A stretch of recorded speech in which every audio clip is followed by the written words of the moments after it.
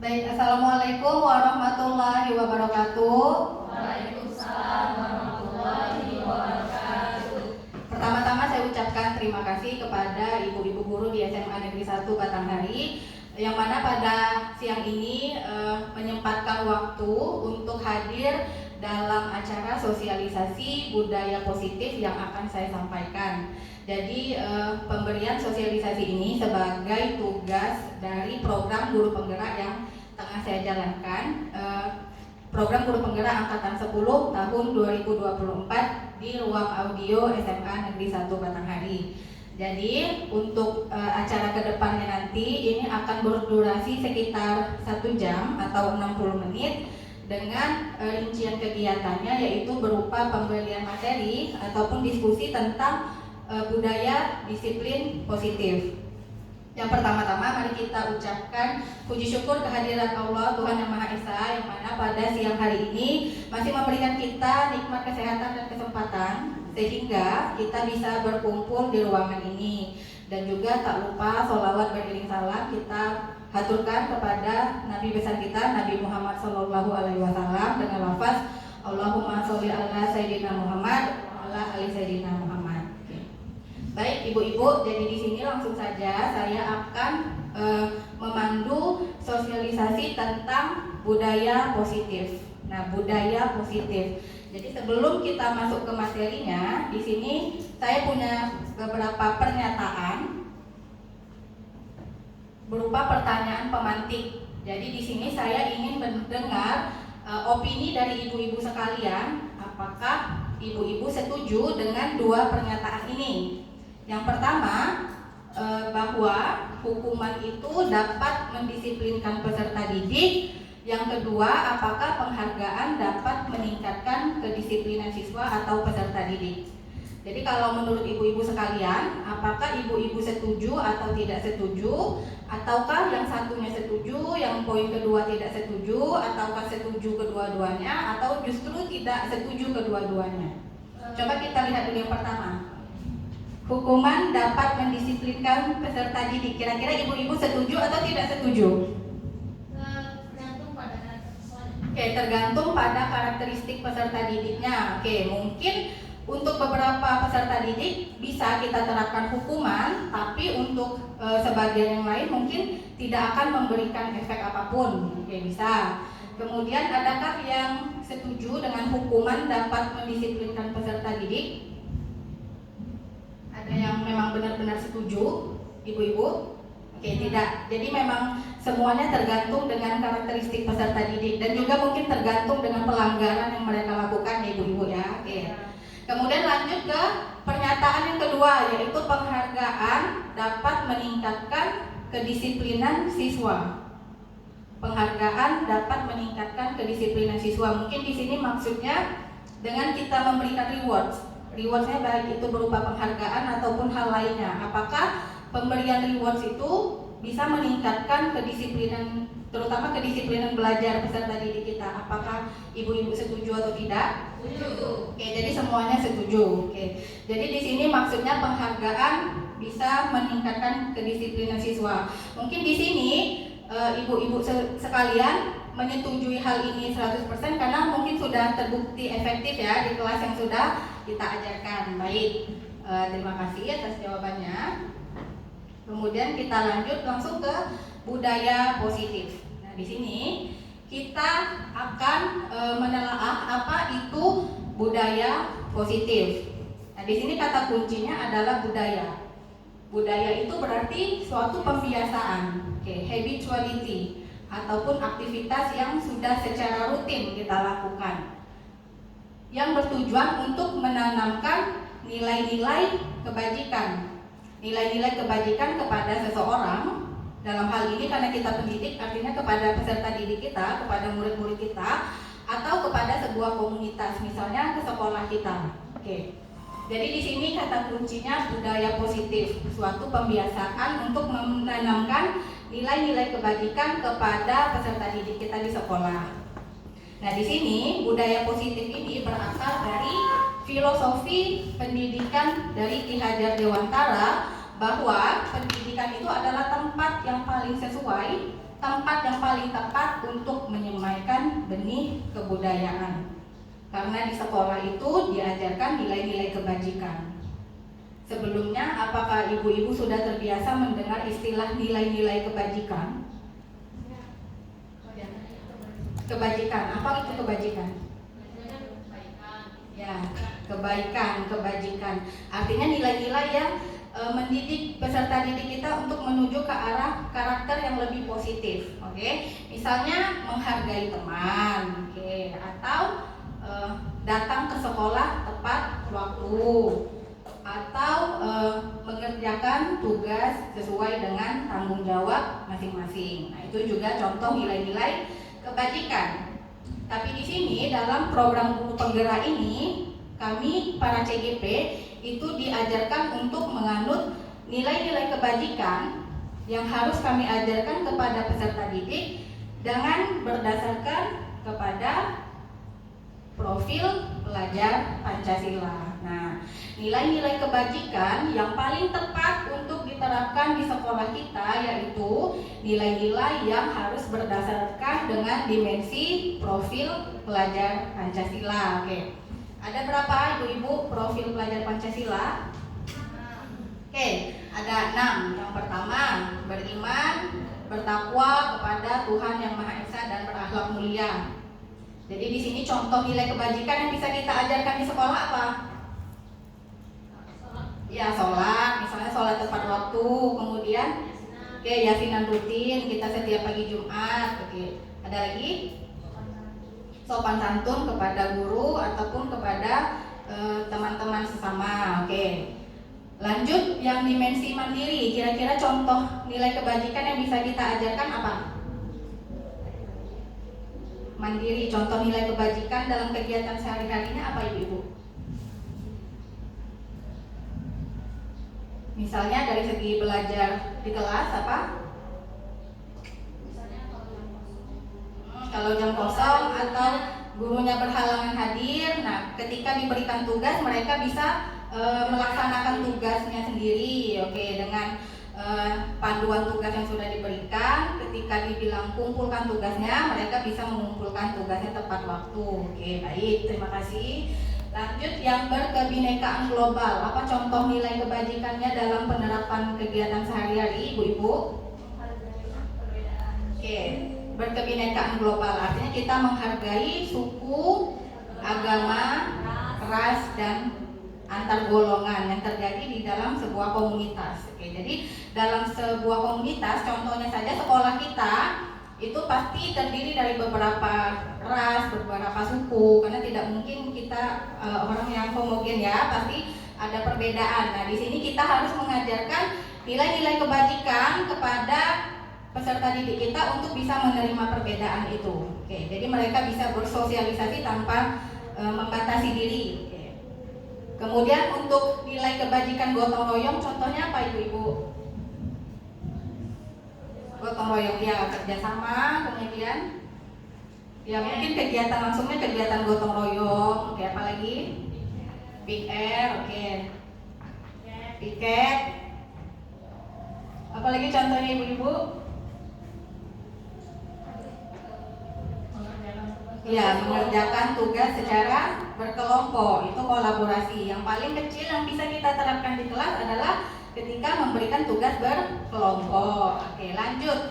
Nilai kebajikan kreatif, contohnya ketika kita memberikan tugas, kita berikan kebebasan, buatlah tugasnya sekreatif mungkin. Jadi di sini kita juga mengasah kreativitas peserta didik. Oke, yang terakhir bernalar kritis. Contoh nilai kebajikannya, misalnya ketika ya berdiskusi, itu kita menerapkan pembelajaran yang problem based learning. Nah, jadi mereka kan akan terasa tuh bernalar kritisnya. Mereka akan menemukan solusi dari setiap permasalahan. Nah, inilah contoh nilai-nilai kebajikan yang bisa kita tanamkan kepada peserta didik kita. Oke. Kemudian lanjut. Oke, di sini kita juga akan mempelajari motivasi perilaku manusia. Oke, jadi Diane Gossen itu dalam bukunya Restructuring School Disciplines itu menyatakan ada 3 hal yang mendasari motivasi perilaku manusia. Jadi dalam penerapan budaya positif ini, sebelum kita memberikan hukuman, konsekuensi atau penghargaan, itu terlebih dahulu kita harus paham tentang motivasi perilaku manusia. Sekarang coba ibu-ibu perhatikan yang poin nomor 1, untuk menghindari ketidaknyamanan atau hukuman, ini adalah tingkat terendah dari motivasi perilaku manusia. Nah, pada umumnya psikologinya manusia itu melakukan suatu tindakan yang baik atau tindakan yang positif itu untuk menghindari ketidaknyamanan atau untuk menghindari hukuman. Ini adalah teori yang paling dasar. Misalnya kita saja sebagai guru, kita datang ke sekolah itu di bawah jam 7.15 karena kita jam 7.15 sudah harus di kelas. Karena apa? Karena kita ingin menghindari hukuman atau kita ingin menghindari pelanggaran disiplin yang sudah diterapkan oleh atasan kita. Begitupun dengan peserta didik, mereka datang ke sekolah sebelum jam 7.15 karena mereka pasti akan membaca. Kalau saya terlambat pasti akan dihukum. Oke. Nah, yang kedua itu untuk mendapatkan imbalan atau penghargaan. Bisa jadi seorang individu itu melakukan sesuatu yang baik atau positif untuk mengejar sebuah penghargaan.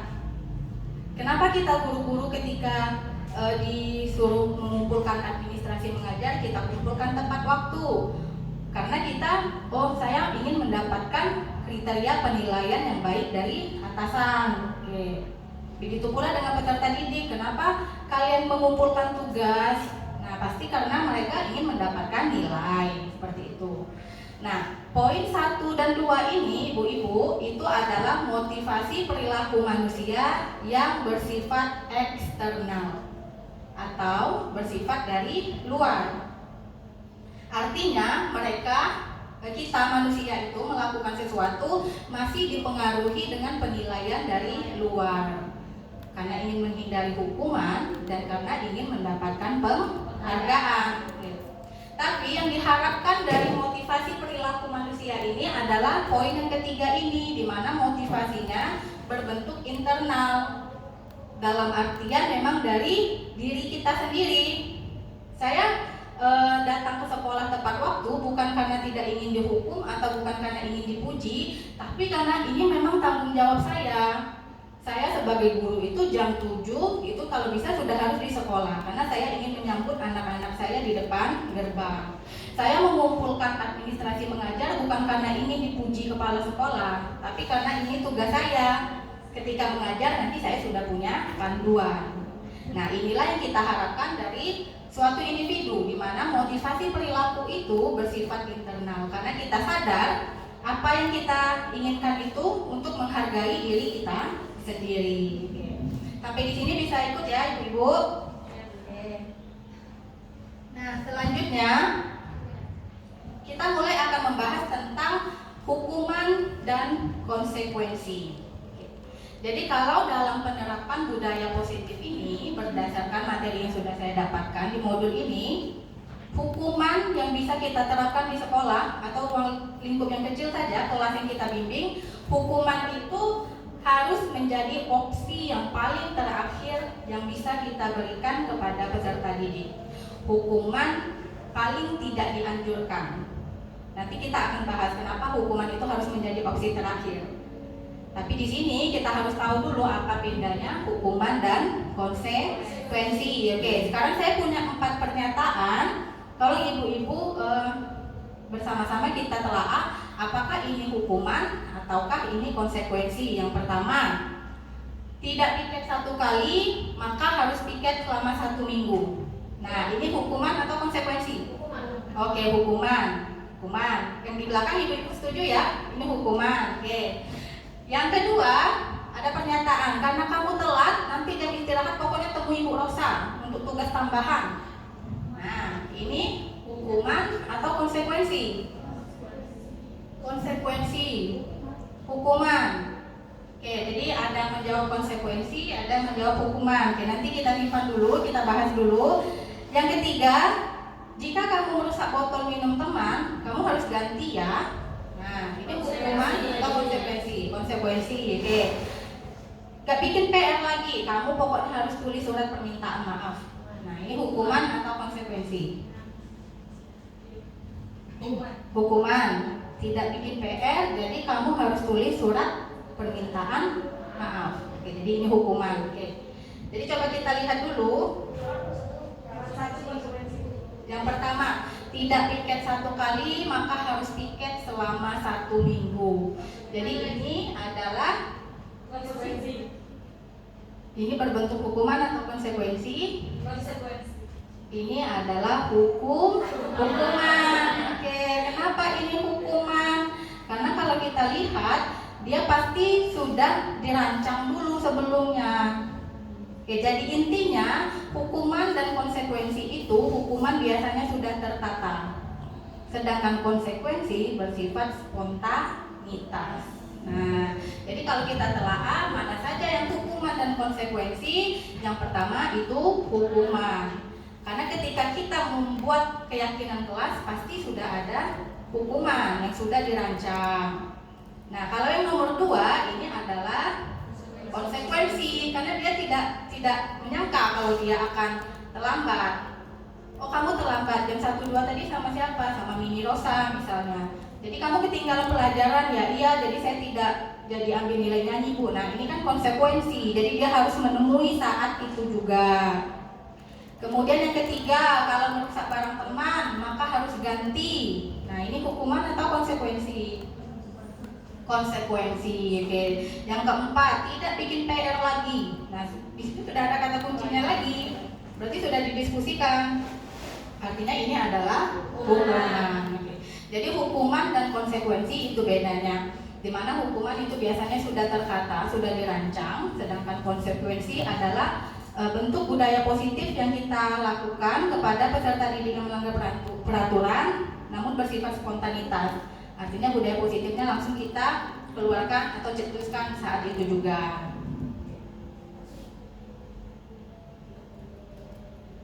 Untuk hukuman dan konsekuensi, kira-kira ada yang mau dibahas ibu-ibu ataukah ada yang belum memahami tentang hukuman dan konsekuensi? Oke, silakan Bu Desi. Terima kasih kesempatannya. Jadi kalau kita berbicara tentang hukuman dan kalau kita berbicara tentang hukuman dan konsekuensi, jadi kan selama ini yang kita lakukan itu di awal pembelajaran kita membuat sebuah kesepakatan kelas, dan ini hampir yang mem tuliskan ini sebenarnya ada dalam kesepakatan itu. Jadi sebaiknya kesepakatan itu nanti diwacanakan kepada siswa itu bagaimana membahasakannya, karena kita tahu bahwa hukuman memang sebenarnya tidak boleh gitu. Nah, ini nanti kita sebenarnya masih ada slide tentang keyakinan kelas. Di situ akan dibahas tentang detail, tapi untuk menjawab pertanyaan Ibu Desi, sekedar spoiler sedikit bahwa keyakinan kelas itu dia harus bersifat dinamis. Jadi keyakinan kelas itu boleh kita revisi sewaktu-waktu. Oke, karena apa? Karena ketika mungkin hukuman itu terlalu berat atau tidak efektif, maka bisa kita ganti dengan konsekuensi yang lebih ringan. Seperti itu, Bu. Oke, Bu ya. Lanjut, setelah membahas hukuman dan konsekuensi, di sini kita akan mempelajari tentang 5 kebutuhan dasar manusia. Nah, ini kita harus memahami sebagai manusia kan, ada 5 kebutuhan dasar dari diri kita yang harus kita penuhi. Begitupun dengan peserta didik kita. Kenapa 5 kebutuhan dasar ini harus terpenuhi? Karena agar meminimalisir terjadinya pelanggaran-pelanggaran yang bisa dilakukan di sekolah. Jadi ketika 5 kebutuhan dasar ini terpenuhi atau tercukupi dan tidak ada yang mendominasi antara satu sama lain, maka itu akan dipastikan bahwa pelanggaran pasti akan terjadi secara minim. Apa saja 5 kebutuhan dasar manusia itu? Nah, ini yang pertama, kebutuhan dasar manusia itu adalah kebutuhan bertahan hidup atau survival skill. Karena kita sebagai manusia itu pasti nalarnya ingin bertahan hidup. Dengan cara apa? Oh, dengan cara kita memakan makanan yang cukup, dengan cara kita beristirahat yang cukup, maka kita akan bertahan hidup. Oke. Nah, sedangkan yang keempat itu, kalau yang pertama itu lebih bersifat biologis, yang empat ke belakang itu lebih ke bersifat psikisnya. Yang kedua itu merasa diterima dan dicintai atau love and care. Jadi di sini kita harus memahami, oh peserta didik saya yang ini harus lebih diperhatikan dibandingkan temannya yang lain. Karena apa? Mungkin mohon maaf ketika di rumah mereka mendapatkan kasih sayang yang mungkin berbeda dengan yang teman-teman mereka dapatkan di rumah. Oke. Kemudian yang ketiga, kebutuhan dasarnya adalah kesenangan atau berbentuk fun. Ini juga harus kita berikan kepada peserta didik kita. Apa yang mereka senangi, apa yang mereka tidak senangi dalam proses belajar itu. Makanya dibutuhkan diagnostik tes tadi untuk memahami apa yang disenangi ataupun tidak disenangi oleh peserta didik kita ketika di dalam kelas. Nah, yang keempat, freedom, itu kebebasan. Di sini konteksnya mungkin lebih luas lagi. Tidak hanya kita berikan kepada peserta didik, namun juga kepada masyarakat yang lebih luas, di mana kita tidak bisa mengatur kebebasan seseorang. Oke, sebagaimana diri kita tidak mau dikontrol, artinya juga kita tidak bisa mengontrol orang lain untuk memberikan kebebasan. Dan yang terakhir ada power atau kekuasaan. Nah, di sini mereka artinya punya wewenang untuk melakukan hal yang mereka sukai ataupun untuk menjadi orang apa mereka di masa depan nanti. Nah, itu kekuasaan. Oke, sekarang coba kita telah lagi Ibu-ibu. Saya masih punya beberapa pernyataan. Dari pernyataan ini, kira-kira kebutuhan dasar apa yang mencerminkan dari pernyataan peserta didik berempat ini? Yang pertama itu dari Dito. Dito bilang, saya senang karena tadi Melina memperhatikan saya ketika wajah saya kebingungan saat menjelaskan materi tadi. Nah, kira-kira ini kebutuhan dasar apa yang terpenuhi? Love and care.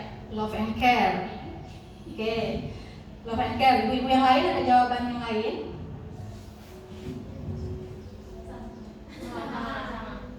Sama. Oke. Atau yang Albi, saya beruntung punya teman-teman baik di kelas. Mereka peduli dengan saya dan tidak menjauhi saya. Nah, ini kira-kira kebutuhan dasar apa yang terpenuhi? Oke. Kebutuhan dasar apa yang terpenuhi? Love and care. Oke. Kemudian Ainun berkata, pelajaran bahasa Inggris tadi membosankan. Saya tidak boleh nih berada satu kelompok dengan teman-teman saya. Padahal teman-teman yang lain satu kelompok. Saya sendiri yang terlempar. Nah, kira-kira ini kebutuhan apa yang tidak terpenuhi dari Ainun?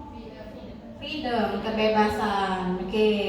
Kemudian yang terakhir, saya dan Ria duduk di belakang ya, kalian di depan. Kan kami ketua kelas di sini. Oke, power. Jadi ada yang overlap. Jadi dia merasa ada penguasaan. Nah, jadi yang pertama tadi kalau gitu tadi, kira-kira apa? Saya senang karena Melina memperhatikan saya. Di situ sudah ada kata kuncinya. Ya, saya senang. Artinya itu kesenangan atau fun. Oke. Paham ya ibu-ibu ya sampai sini? Nah, disinilah kita harus memperhatikan 5 kebutuhan dasar manusia peserta didik ini, di mana kelima-limanya harus terpenuhi dan juga kelima-limanya itu tidak boleh saling mengoverlap atau saling mendominasi kebutuhan yang lainnya. Misalnya kalau kebutuhan dasarnya tentang penguasaan itu lebih dominan, maka mungkin peserta didik kita cenderung akan menjadi perundung nanti di kelasnya karena dia mempunyai kebutuhan dasar yang dominan kekuasaannya, atau mungkin dia mempunyai kebutuhan dasar yang bersifat kebebasan yang lebih dominan, maka nanti anak ini mungkin akan semena-mena ketika belajar di kelas. Maka dari itu juga tugas kita untuk mengajarkan budaya positif ini untuk memahami bahwa ada 5 kebutuhan dasar dan tidak boleh ada yang saling mendominasi. Nah, di sini kita akan masuk lagi ke dalam 5 posisi kontrol guru. Sejatinya ibu-ibu, kita ini ketika menerapkan budaya positif ataupun ketika ingin mendisiplinkan peserta didik kita yang melakukan pelanggaran, pasti kita pernah melakukan posisi kontrol ini, kelima-limanya. Kalau dari pengalaman saya pribadi sendiri, sebelum saya mempelajari materi ini, itu saya berada di posisi penghukum dan juga posisi teman. Nah, mungkin ini juga yang ibu-ibu alami, kalau bahwasanya secara tidak sadar bahwa kita itu berada di dalam posisi kontrol guru yang paling bawah, yaitu penghukum. 5 posisi kontrol guru. Yang pertama adalah penghukum. Artinya kita sebagai guru itu sedikit-dikit kalau muridnya salah, kita hukum terus. Sedikit-dikit muridnya mulai bertingkah, langsung kita ingatkan pasal di keyakinan kelas. Oke, pasti semuanya kita pernah berada di posisi penghukum, benar ya ibu-ibu ya? Oke, contoh kalimatnya, pokoknya kamu harus piket 1 minggu. Nah, ada kawan yang ngadu, mem, ini dia ada piket. Dia ada pokoknya dia piket 1 minggu. Nah, pasti kita semua pernah berada posisi ini ya ibu-ibu ya. Dan harus kita ingat, inilah yang harus kita hindari, karena dia adalah posisi kontrol yang paling bawah, yang paling tidak dianjurkan. Oke. Posisi kontrol yang kedua adalah pembuat rasa bersalah. Nah, yang ini juga tidak dianjurkan. Karena apa? Contohnya kita memberikan kalimat, oh kamu tuh senang ya kalau mem kena marah kepala sekolah. Oh, kelas kalian ini kotor lagi, mungkin kamu senang ya kalau dihukum 1 kelas ya, begitu. Nah, ini juga harus kita hindari. Karena secara fisik kita akan menciptakan peserta didik yang mungkin cenderung akan merasa bersalah seumur hidupnya. Kenapa saya bisa membuat wali kelas saya kena marah atasannya? Oh, mungkin ini karena kesalahan kita 1 kelas. Nah, ini juga tidak bisa dilakukan. Kalau bisa kita hindari ibu-ibu. Kemudian yang ketiga, posisi kontrolnya adalah posisi teman. Nah, ini sudah sedikit mendingan, dalam artian kita sudah bisa memahami peserta didik kita itu kalau dikeraskan itu tidak bisa. Jadi kita menurunkan level kita dengan cara, yuk bantu mem yuk agar kelas kita rapi, yuk kita mulai bersih-bersih yuk.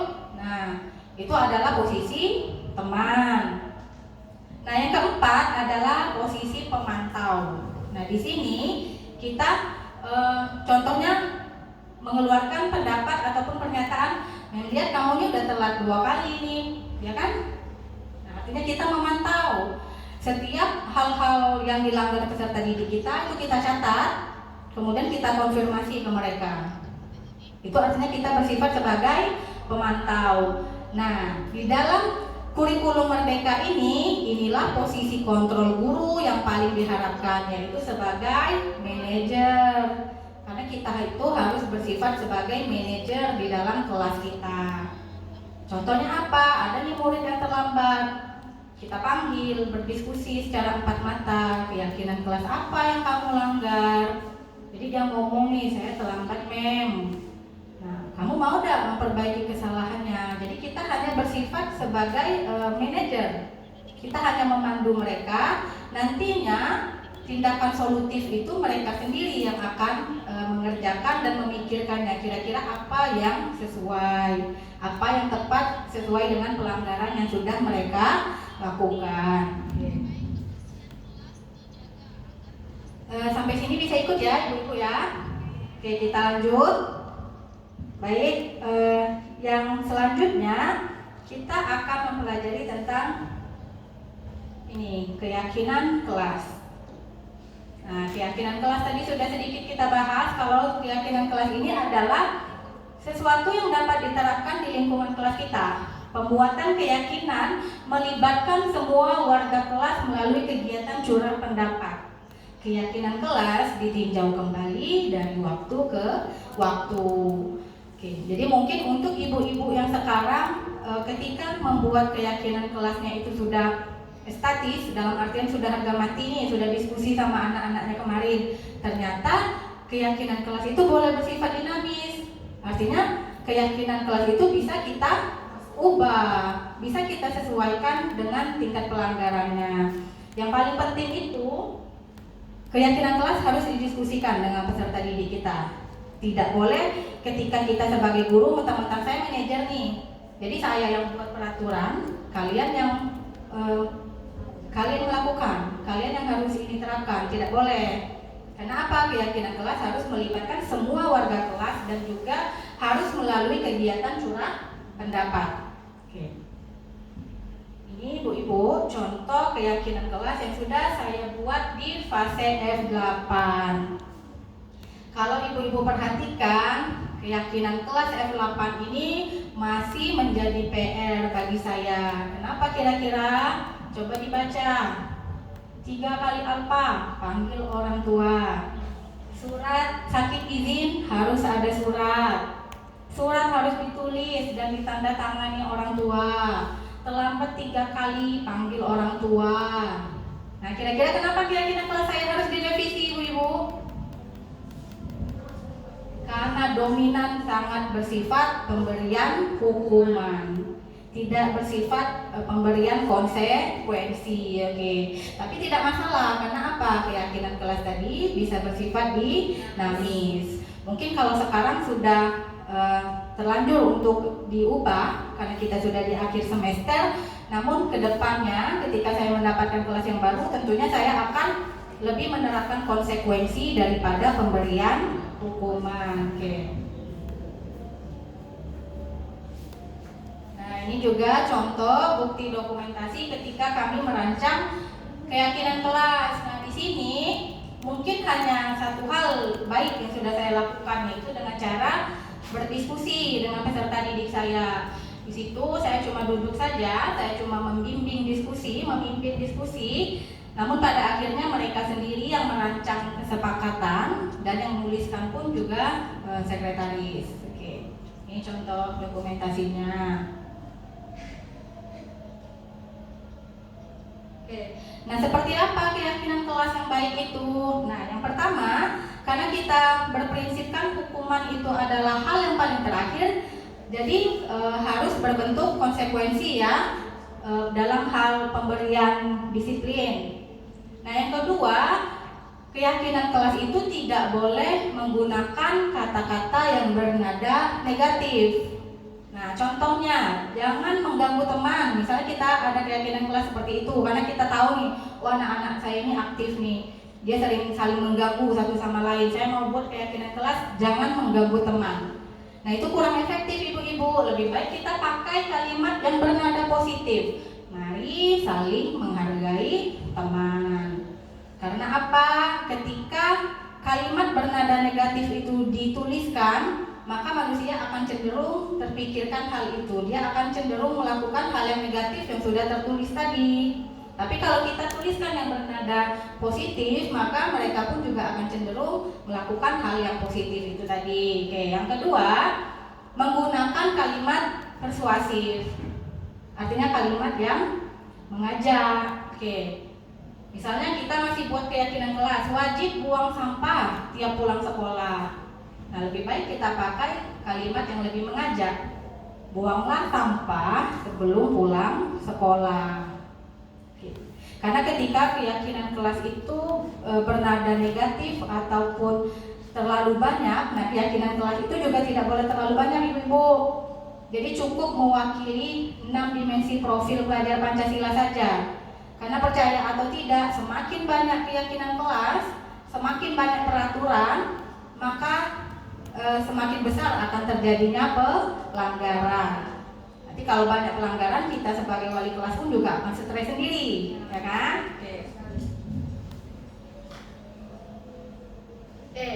Masuk ke dalam segitiga restitusi. Jadi ini adalah ketika peserta didik kita sudah cenderung melakukan pelanggaran. Nah, ketika kita melakukan pendisiplinan kepada peserta didik, biasanya ibu-ibu kalau ada anak-anaknya di kelas yang bermasalah, apa tindakan yang ibu-ibu lakukan?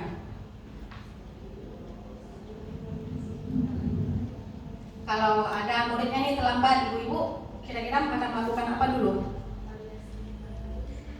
dipanggil dulu ya kan anaknya.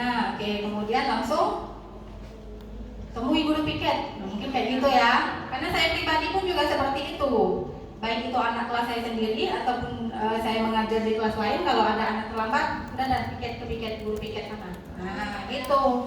Ternyata ibu-ibu itu juga tidak efektif. Kenapa? Karena tidak akan memberikan efek jerah sekecil apapun. Oke, jadi ketika kita mencoba untuk melakukan sesi diskusi terhadap pelanggaran yang dilakukan peserta didik, itu harus menerapkan praktik segitiga restitusi. Apa itu praktik segitiga restitusi? Ini adalah contoh metode diskusi 4 mata yang bisa dilakukan dengan peserta didik yang melanggar peraturan dengan 3 tahapan. Yang pertama, menstabilkan identitas. Yang kedua, memvalidasi tindakan yang salah. Dan yang ketiga, menanyakan keyakinan. Oke, jadi sebelum saya jelaskan, kita coba lihat videonya dulu ya, Ibu.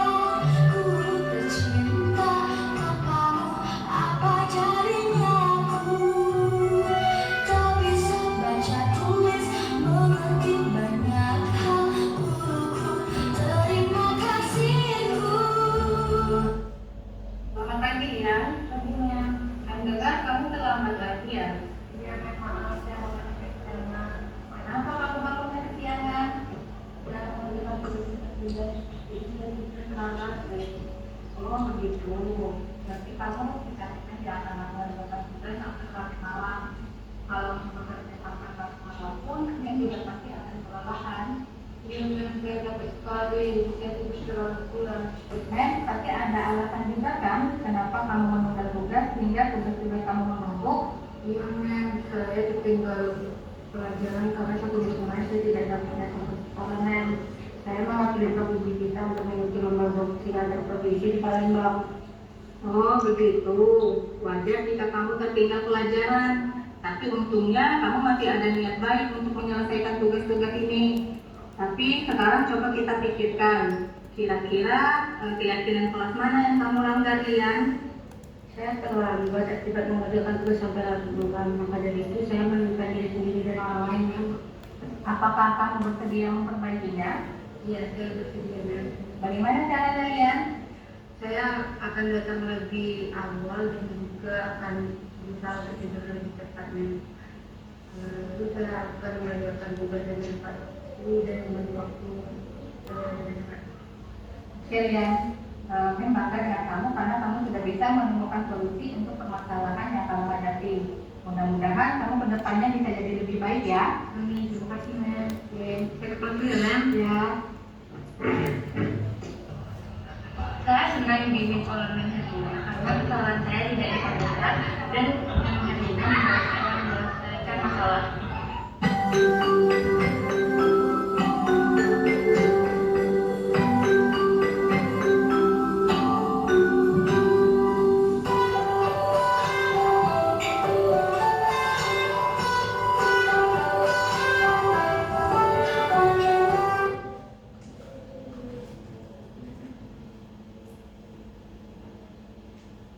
Oke, jadi itu tadi ibu-ibu contoh penerapan praktik segitiga restitusi yang sudah saya lakukan kepada peserta didik saya yang melakukan pelanggaran. Dalam hal ini dia terlambat ke sekolah, kemudian terlambatnya itu rupanya karena tidur kemalaman karena ketinggalan tugas.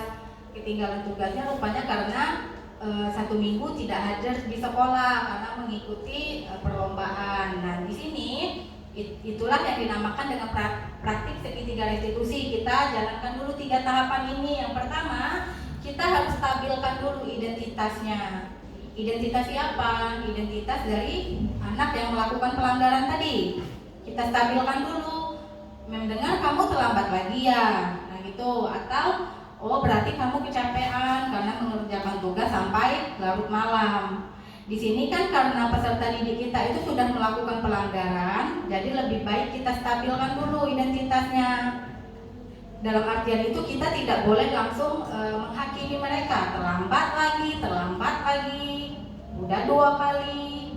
Nah kalau seperti itu bukannya kita menstabilkan, justru akan semakin memperburuk mindset dari peserta didik kita tadi. Jadi itu contoh yang menstabilkan identitas. Nah yang kedua yaitu memvalidasi tindakan yang salah. Kita validasi nih tindakan dia yang salah. Maksudnya apa? Kita mengeluarkan statement yang menunjukkan bahwa mereka itu salah, tapi tanpa memberikan rasa bersalah. Oke? Contohnya apa? Pasti ada alasan kenapa kamu menunda tugas. Nah di situ kan tercermin tuh ada kalimatnya kalau dia menunda tugas. Itu kan nampak kalau murid kita itu melakukan kesalahan tanpa kita memberikan rasa bersalah. Atau wajar jika kamu tertinggal pelajaran, tapi untungnya kamu masih ada niat baik untuk menyelesaikan tugas. Nah itu kan juga nampak tuh kesalahannya, tertinggal pelajaran tanpa kita memberikan rasa bersalah. Itu yang dimaksud dengan validasi tindakan yang salah. Kemudian yang ketiga, menanyakan keyakinan. Ini tahapan terakhir yang kita lakukan. Contohnya apa? Nah disinilah peran kita sebagai manajer tadi harus tercerminkan. Kira-kira keyakinan kelas apa yang kamu langgar? Oh saya karena saya terlambat, saya tidak menghargai diri sendiri mem. Misalnya dia jawab seperti itu. Apakah kamu bersedia memperbaikinya? Kita tanya, pasti dia akan jawab iya kan? Karena kalau dia jawab tidak, itu tidak akan mungkin. Itu sudah kita pastikan murid kita pasti akan bersedia. Bagaimana cara kamu memperbaikinya? Nah itu juga kita tanyakan. Nanti saya bakal tidur lebih cepat mem. Saya juga tidak akan tunda-tunda tugas lagi. Nah itulah tindakan solutif yang bisa mereka cari sendiri tanpa kita menjatuhkan hukuman. Karena tadi hukuman bersifat adalah opsi yang paling terakhir. Oke. Baik ibu-ibu, jadi di sini inilah materi yang saya sampaikan. Untuk waktunya ini masih ada kurang lebih 15 menit. Kita akan berdiskusi. Jadi bagi ibu-ibu yang mungkin punya pertanyaan ataupun pengalaman menjadi wali kelas ketika menerapkan budaya positif, apa-apa saja kira-kira yang sudah ibu terapkan ataupun apa-apa saja yang perlu kita ubah bersama-sama. Silakan Bapak Ibu, dalam sesi terakhir ini saya akan membuka sesi diskusi. Oke, Ibu Yeni silakan. Baik, terima kasih atas kesempatannya. Tadi kan sudah Ibu Lina jelaskan bahwasanya cara untuk mendisiplinkan anak itu salah satunya dengan cara membuat keyakinan kelas.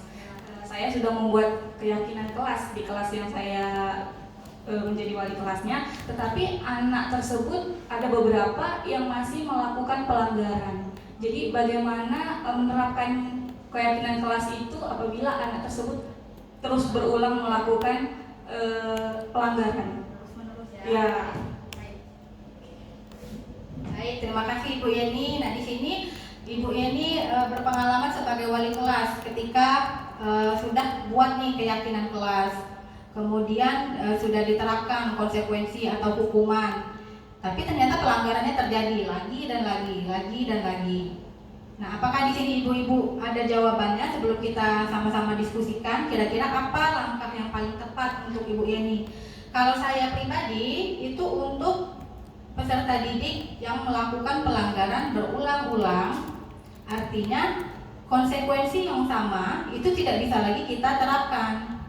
Karena konsekuensi yang pertama mungkin sudah kita berikan, oh tidak mempan. Konsekuensi yang kedua, misalnya konsekuensi yang pertama tadi kita panggil saja dulu, kita panggil berdua saja dulu. Iya kata dia, janji tidak terlambat lagi. Sudah dijalani, ternyata masih terjadi pelanggaran kedua, masih terlambat lagi. Di situ kita terapkan panggil beda orang tuamu, jangan dulu mem, katanya. Sekali lagi kata dia. Tapi rupanya masih lagi terjadi yang ketiga. Maka mau tidak mau, keyakinan kelas yang sudah kita buat tadi artinya ya harus itu dijalankan yang namanya berbentuk hukuman. Karena konsekuensi sudah tidak memberikan efek jera. Makanya tadi hukuman bukannya tidak boleh ya ibu-ibu, tapi hukuman hanya menjadi opsi yang paling terakhir. Dan sebenarnya hukuman itu juga harus bersifat selaras dengan pelanggaran yang mereka lakukan. Misalnya kalau terlambat dipanggil orang tua, mungkin masih selaras ya, karena kita harus diskusi dengan orang tuanya. Bagaimana nih Bu biar anak kita nih bangunnya pagi? Bagaimana Bu biar anak ibu bisa ibu antar di sini sebelum jam 7.15? Namun kebanyakan hukuman ini mungkin untuk menjadi pemikiran kita bersama ya ibu-ibu ya. Dari peraturan sekolah kita sendiri pun kalau saya perhatikan ada hukuman yang belum efektif, tidak sesuai dengan pelanggaran peserta didik kita. Contohnya apa? Ketika anak terlambat masih disuruh bersihkan lingkungan sekolah padahal sudah tertinggal 1 jam apel. Tapi masih lagi disuruh bersihkan WC, cabut rumput. Malah mereka tertinggal bisa jadi hampir 1 jam 60 menit sudah lewat 1 jam pelajaran. Makanya dalam pemberian hukuman atau konsekuensi itu juga harus selaras dengan pelanggaran yang mereka lakukan. Kecuali kalau mereka ketahuan nih buang sampah di depan kita tidak ke tong sampah, mungkin boleh ya kita suruh ambil tuh sampahnya. Boleh karena masih selaras dengan pelanggaran. Oke, bagaimana Bu ini? Oke. Jadi kalau misalnya pelanggaran masih terjadi 1 kali, 2 kali, 3 kali, maka ya terpaksa konsekuensinya lebih diperberat atau terpaksa kita memberikan hukuman sesuai dengan keyakinan kelas yang sudah kita sepakati. Oke. Ada lagi ibu-ibu yang ingin berbagi pengalaman ataupun pertanyaan terkait materi disiplin positif?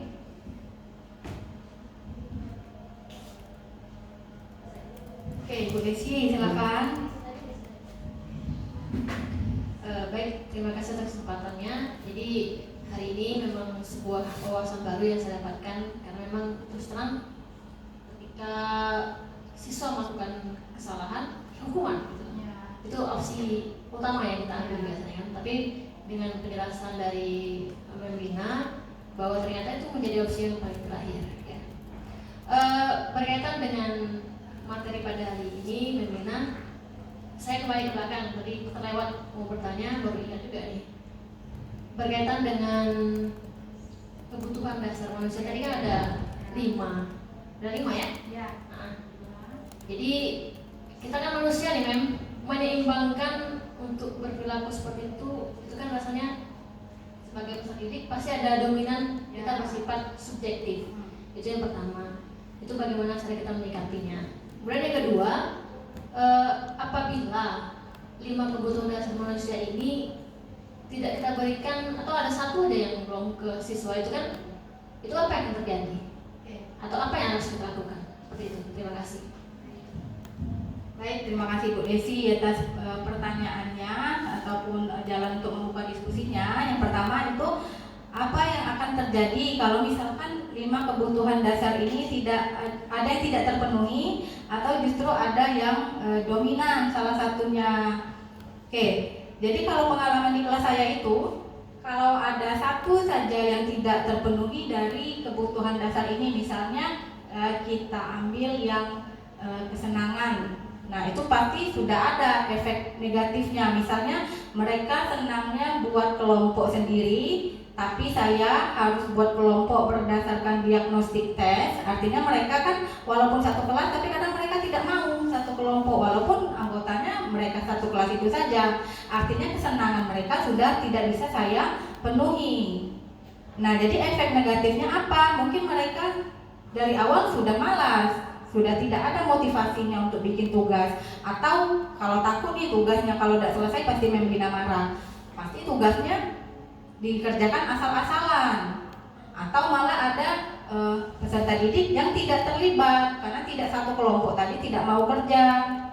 Nanti cewek-cewek itu ngadu, mem ini tidak kerja mem, namanya yang kami merah ini yang tidak kerja ya mem. Kan Biasanya kan kayak gitu. Oke.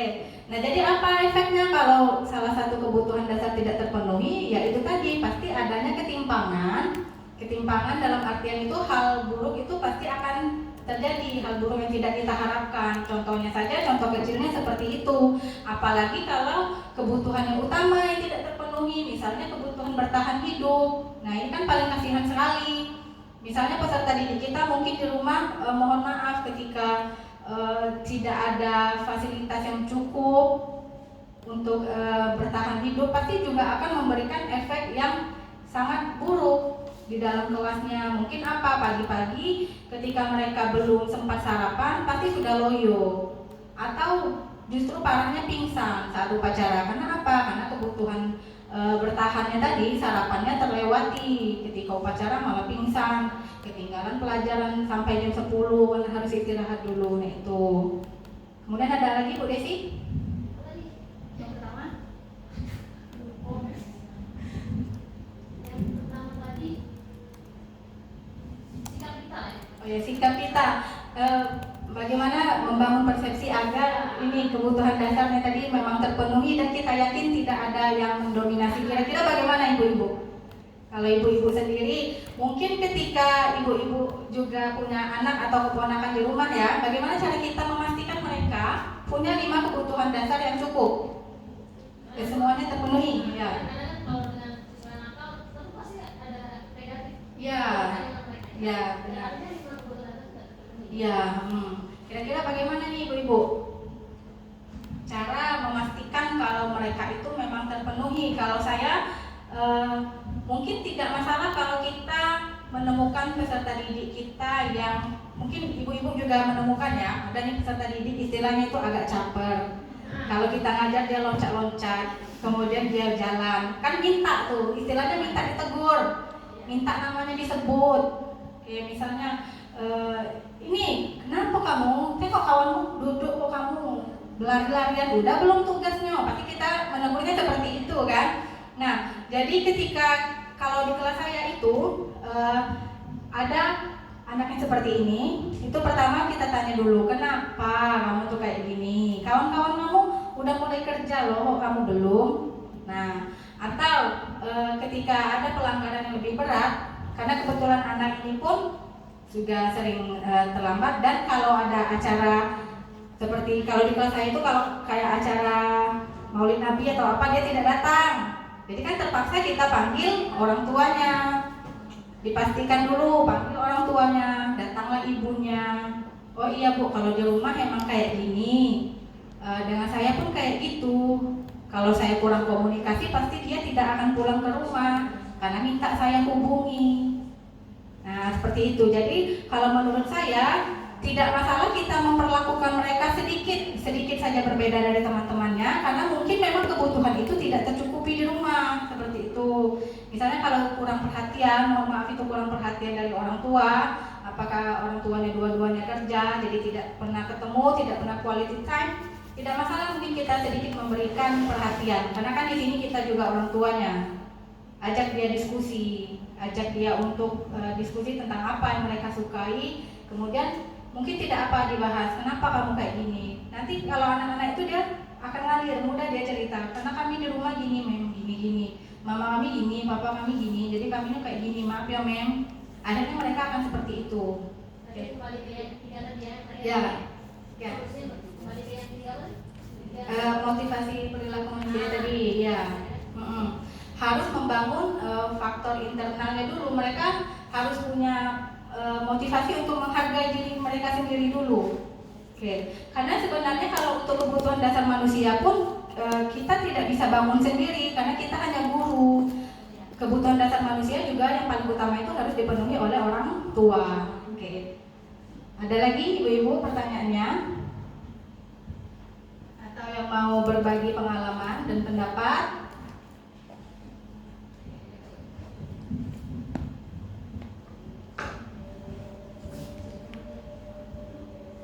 Oke, Ibu Rosi.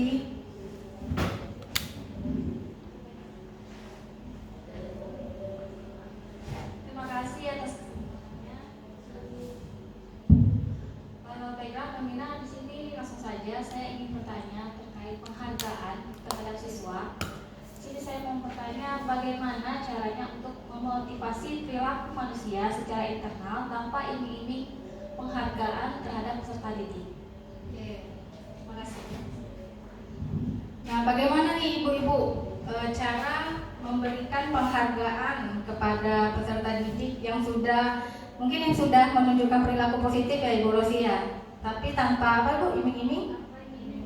Tanpa iming-iming penghargaan. Jadi artinya kita mungkin mau menunjukkan ke kawan-kawannya kalau dia ini sudah melakukan hal bagus, kita pengen tunjukkan ke kawan-kawannya kalian harus kayak gini, tapi tanpa kita berat sebelah atau tanpa kita memberikan iming-iming berbentuk pujian ataupun benda penghargaan. Oke. Kira-kira kalau ibu-ibu di sini pernahkah memberikan penghargaan kepada peserta didik kita,